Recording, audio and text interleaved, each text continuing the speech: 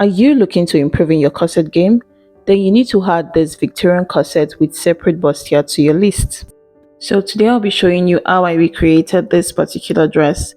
If this is what you're interested in, I would advise that you keep on watching.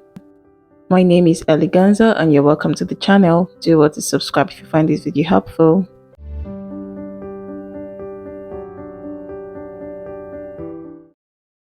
So before you watch this sewing tutorial, if you've not seen the cutting tutorial, I'll be putting that below on the description box. So I've gone ahead to cut my patterns on my fabric and also on my lining. I added half-inch sewing allowance on the side of each of the panels and also on the upper bodies.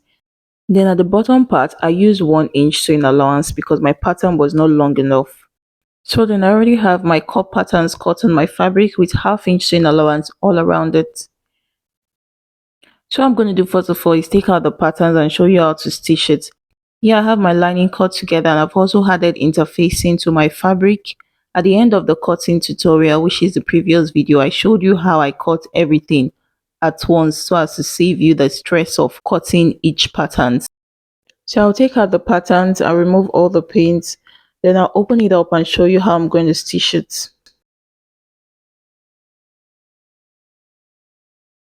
So I'll go ahead to join this ones first and I'll join the other ones later. So this is 1, 2, and 3 panels. I'll be joining them together. This is making it 6 panels. I'll join them together with half an inch and then I will add the other ones later on. So after stitching the panels together, I went ahead to iron it facing one side for my boning channels.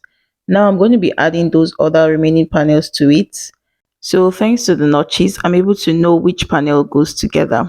So after I finish stitching on my fabric, I'll go ahead to do the same thing on my lining. So I'll go ahead to join the other pieces to it and iron it the same way I did for that middle part. So guys, as you can see, I finished stitching the front and then I iron it just like the way I said I was going to do it.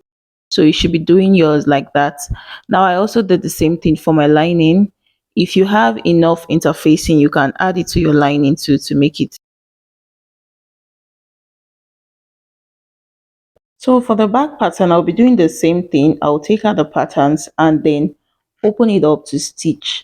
And I'll be stitching the fabric separately and the lining separately, just as you see me doing like so. Now the notches are going to help me know which patterns goes together. So I'll go ahead to do that one off camera and I'll come back.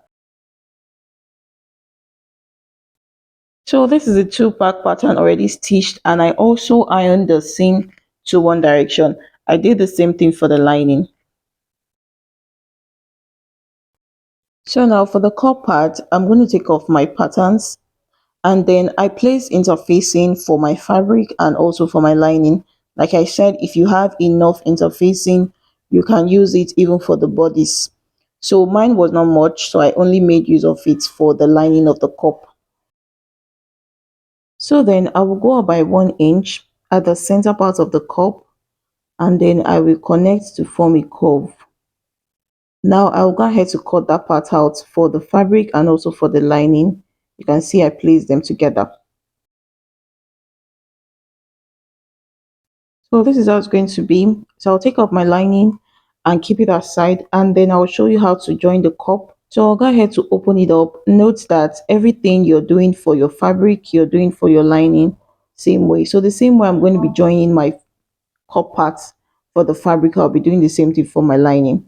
I'll be joining the 4 pieces together, then I'll come back to show you what next. So this is the bustier that I've gone ahead to sew and this is the lining too. Now if you're doing bust caging, this is the point to do bust caging on your lining. So because I'm making use of cup, I'm not using bust caging. So I already sew my cup together just as you see, and then I'll be using my fabric glue to gum it to the fabric. So I'm making use of UHU, which is the name of my fabric glue, and I will just place it all around the cup and then I will place my fabric on top of it to gum them together. So when I place it together, I'll be using my fabric, I'll be stretching my fabric on the cup to make it relax so it will not have any kind of squeeze or wrinkle on the cup area.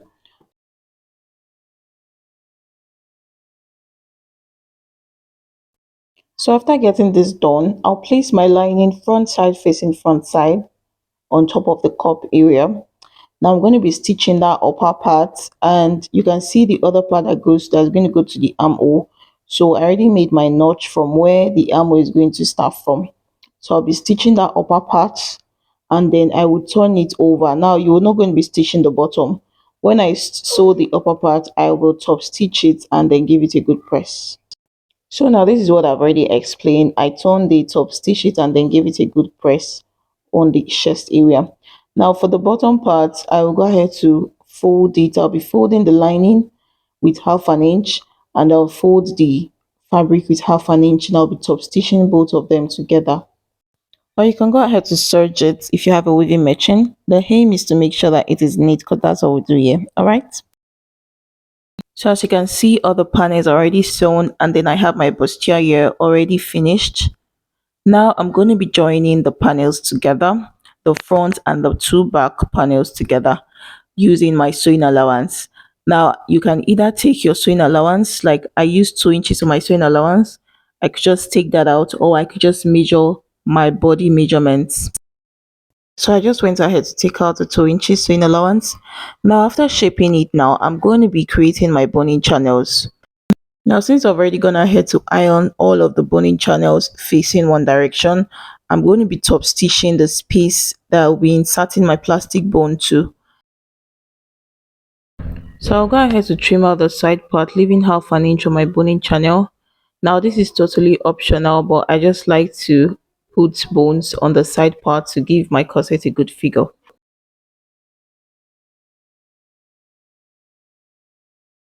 So as you can see, I've gone ahead to stitch down my boning channels. Next thing I'm going to do before inserting my bones, I will first of all will draft that hem line. You can see it has a stylish curve. So I'll go ahead to do that for the main fabric and for the lining together. So I have the curve already before when cutting the pattern, but it's not looking like the style. So I'll go ahead to take it inwards and deepen it. So after sketching it out, I'll put my lining underneath it and cut it to give me that desired curve that I want. Now you can go ahead to leave your own to be straight or leave it to be slight curvy depending on what you're working with.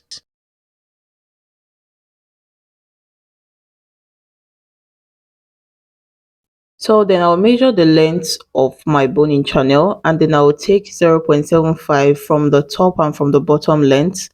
And then after getting the desired length of bone I want, I'll go ahead to file it using my nail filer, so it will not cause you discomfort when you put on your dress.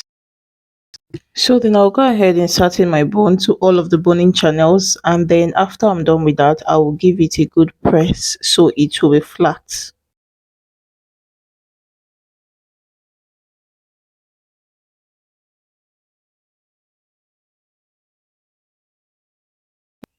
So guys, I'm done fixing my bones on the corset, and look at how it's looking flat now. When you're done ironing, yours should be looking like so. So next thing I'm going to do is turn the bottom part using my lining. So as you can see, I'm arranging it very well so that all of the lines are going to meet. Next thing I'm going to do is take into my sewing machine and stitch it using 1/2 inch, and I'll be sewing along with my hemming gum.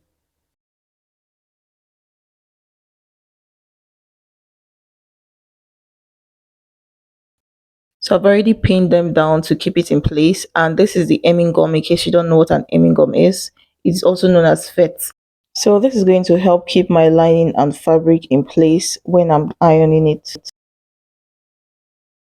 So guys, as you can see, I'm done sewing the hemline, and I also notched it.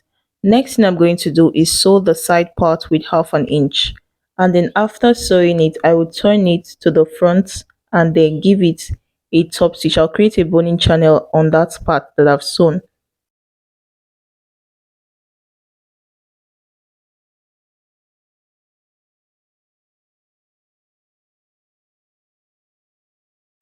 Okay, so mates, I'm done with what I said I was going to do, which is fixing the bone on the sides part, which is the ending part, before I'm going to be fixing my eyelet. So the next thing I'm going to do is pin that upper part, and then I'll run a bias on it to finish the upper part so that it will be neat. But this is totally optional. You can go ahead to turn it with your lining depending on what you're working with.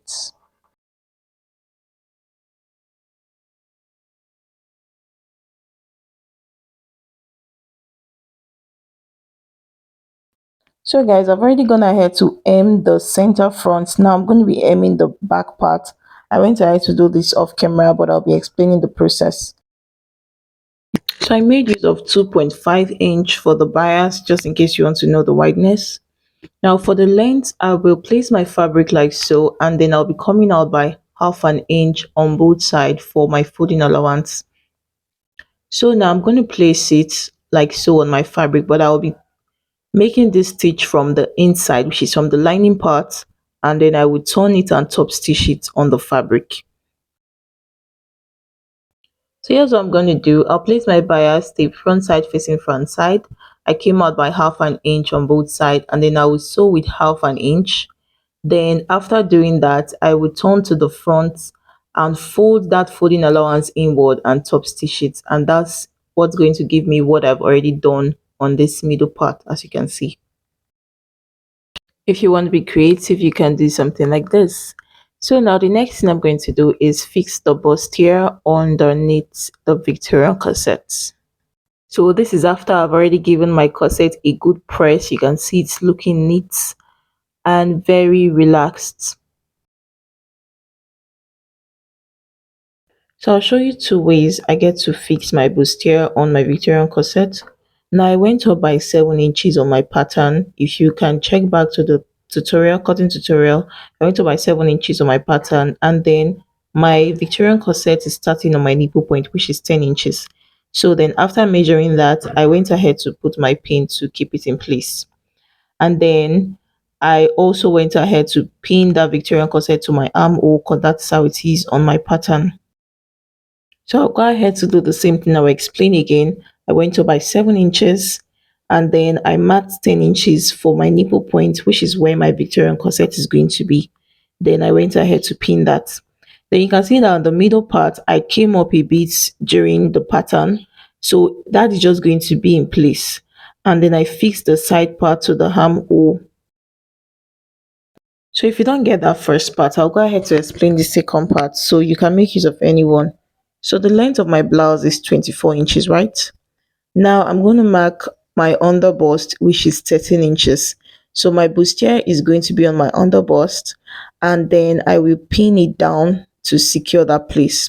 Then I'll do the same thing for the second side. I'll measure my length of my blouse and then make my bustier to be underneath my underbust. Now after pinning that, you can see that I flipped it to the front and it is already in place on the exact place it's meant to be. So I just went ahead to pin it to secure it. But even if you don't pin it on the front, so long as that underbust is already pinned to the main fabric, it is already secured. And then on the arm side, I went ahead to pin it to secure it on the arm side, just as you see me doing like so. So at this point, if you're working with a sleeveless dress, then you can just go ahead to finish up the armhole on the bustier. As you can see, mine is still cut because I'm going to be fixing yoke and sleeve to it. So now the next thing I'm going to do is fix my yoke. I've already gone ahead to finish the yoke. I have turned it, and then I'm going to fix the yoke. Now I did not show you that part because it's not really part of the video. Like I said before, this tutorial is an advanced class.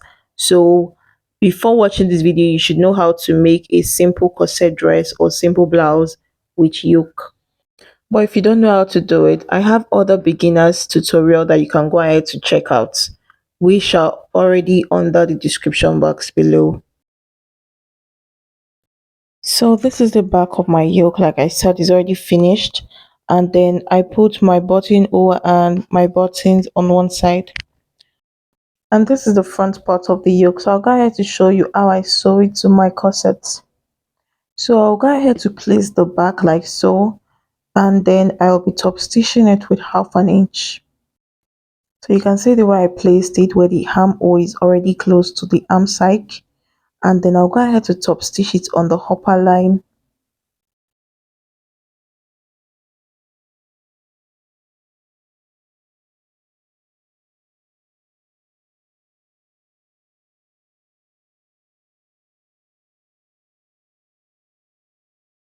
And then for this front part, the yoke is going to start on the mid part of the bustier. So I'll go ahead to place it like so, and then I'll go ahead to top stitch it using 1/2 inch. So right here, I've gone ahead to do that for the lining, and then I just went ahead to fix the sleeve because it was in the middle of the night and I was really tired. So the next thing I went ahead to do is tack the underbust of the bustier onto the Victorian corset. So at this point, we're done with the dress and we've come to the end of this tutorial. And this is the finished look that I have here. Now if you do find this video helpful, do well to give this video a like and don't forget to subscribe. If you have any question, I'll be in the comment section below.